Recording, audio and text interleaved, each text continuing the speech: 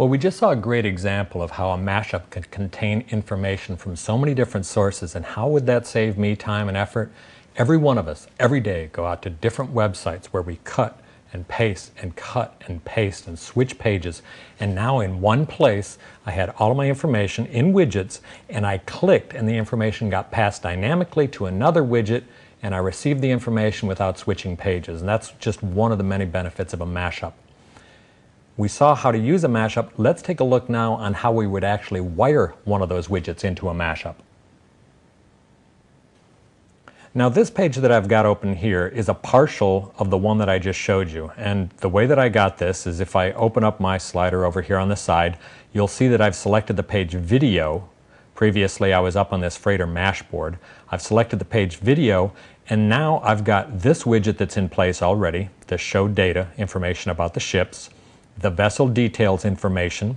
Nothing is in the widget because nothing has been selected here yet. And I've got maritime forecast here, but it's empty as well. If I wanted to add a widget here, I need to go into assemble mode there in the upper right hand corner.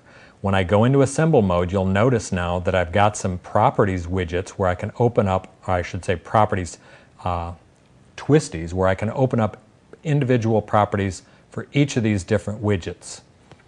Also, when I went into assemble mode, I just got my widget palette here, and I'll scroll this down to make it a little bit bigger. What I want to do is I've got show data here, I've got vessel details here. I want to fill this window, and all this is right now is a frame. I want to fill that with that weather information. So I'm going to do a search on weather. I'm searching my widgets.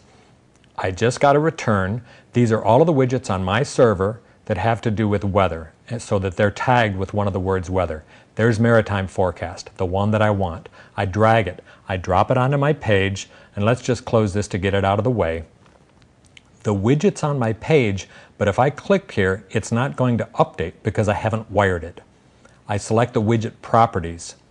Now, with the properties open, there's maritime forecast as the title, and as you'll notice, let me move this out of the way here, maritime forecast is my title. There's the ID of the widget that we use to be able to connect the widgets. The data source for the widget is pink right now because that is not a valid data source, the one that's selected. If I should move this over here. If I fly this out, you'll notice these are all of the items that are out on my page right now that I could actually link to get my information. If I say here vessel details, notice that's this widget, vessel details. That's the one I want to select.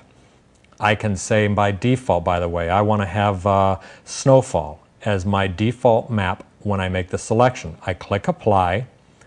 I go ahead and click on a ship, and let's pick that one. I think Crossbulk was the one that was off in Belgium right now. There's my latitude and longitude, and because I wired this widget in, we can see that actually this is off the coast of, there's the information. I can come down, notice that my default was the one that I had previously set. I can still go back to wave heights, etc. So these are page-aware widgets, meaning they have the ability to pass information back and forth to each other using QED Wiki's system bus. I'll show you a little while later just some simple widgets that I can add in here that just provide information that are more composite widget, not necessarily page-aware.